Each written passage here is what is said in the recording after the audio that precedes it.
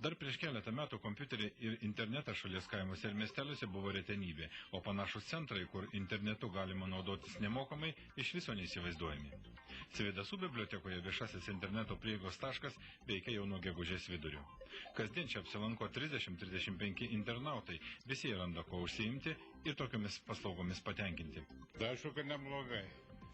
Galima ateiti pažiūrėti, ne visus laikraščius biblioteka gauna, Delfi pažiūrėti, galima kitus laikraščius paskaityti ir senesnius pavartyti. Kompiuterį galima pasitikrinti naujienas, daugelį, aišku, jau girdi radio laidose, bet labai yra ką pasižiūrėti ir čia. Aišku, gerai. Yra ateini, pažaidė, laiką praleidė. O tai prie upės, prie ežero nesmagiau? Ne, jeigu diena bloga, tai kur keliaisi, lietus liejam, čia ateini važaidė. Jeigu galima būtų, visą dieną būtum? Tai aišku, bet čia keli minutuoja, tai nesėdi tiek ilgai. Žaidžiam kompiuteriu, surašinėjam per internetą. O iš kur įgūdžiai kompiuteriu dirbti, ar čia taip nesudėtinga viskas? Ne, nelabai. Žiūrint, kur ten vaikštai. Tai galima pačiam išmokti? Galima. Vaikams, kurie čia lankosi dažniausiai ir užsirašo net iš anksto, toks interneto prieigos centras dabar tapo mėgstamiausia laisvalaikio praleidimo vieta. Bibliotekininkės pastebi, kad jie čia išbūtų ištisą dieną, jeigu laikas nebūtų normuojamas. Tuo tarpu vyresni apylinkių gyventojai, žemdirbiai, kol kas čia dar reti lankytojai. Vietos gyventojai, kurie dar jie ir nedrįsta, nemoka, mes dar pačios netaip jau labai įgudusios, kita darbuotoja yra, tai jau gerai moka, aš irgi šiaip savo dar moku.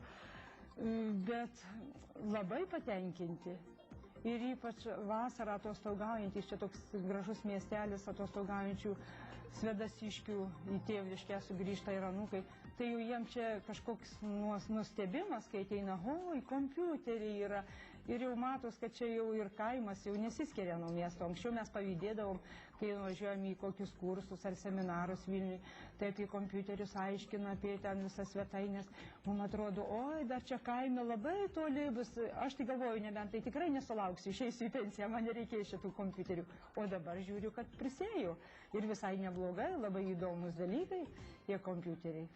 Viską atrandi, viską, žodžiu, labai, svėdasiškiai labai patenkinti ir informacijos, man atrodo, užtenka, nes čia per dieną gana daug ateina ir vieni per kitus sužino, kad čia yra. Ir dar svarbiausia, kai ateina nemokamas, oi, kaip gerai. Svarbiausia, kad dar nemokamas, jeigu mokamas, vėl kitai būtų. Panašias galimybės netrukus turės 300 centrų visoje Lietuvoje. Šiemet bus baigtas įgyvendinti FARE projektas, kuriam skirta apie 11 milijonų litų iš ES ir šalies biudžeto. Visiems kompiuteriams, monitoriams, kameroms, spausdintuvams ir tinklo įrangai suteikta 2 metų garantija.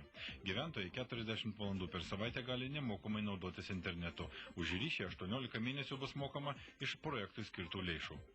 Dabar reikia, kad ir patys kaimo žmonės būtų aktyvesni. Kaimiečių dar lankosi mažai, gal dar dėl to, kad mažai sugeba dirbti kompiuteriais arba vasarą neturi laiko, gal dar ir mažai informacijos yra, kad tai yra geras dalykas. Šiaip seni žmonės apie internetą gal kiek ir mažiau žino, bet jaunesni ūkininkai turi namuose savus kompiuterius ir internetu ir tom paslaugom ir informaciją jau naudojasi patys namuose. Gal laikui bėgant, kai čia yra nemokamas dalykas, susigundys daugiau jų. Labai susidomėjimas yra didelis. Ypatingai vasarą, kada privažiuoja čia poilsiautojų iš miesto, kurie jau sugeba naudotis kompiuteriais, tai labai dažnai ateina pasitikrinti banko sąskaitų, paskaityti savo laiškų internetinių, pabendrauti internetu su kitais. Interneto privalumais Svėdasų bibliotekoje per 3 mėnesius jau įsitikino apie 800 žmonių. Panašus interneto centras seniūnijoje dar yra ir Ulelių kaimo vaikų globos namuose. Plėtojant žinių visuomenę, siekiama visoje šalies teritorijoje išplėtoti viešųjų interneto prieigos centrų tinklą. Per artimiausius 3 metus numatoma įrengti dar 600. O kad būtų pasiektas ES senbuvio interneto naudojimo vidurkis, reikėtų apie 1000 viešųjų interneto prieigos centrų.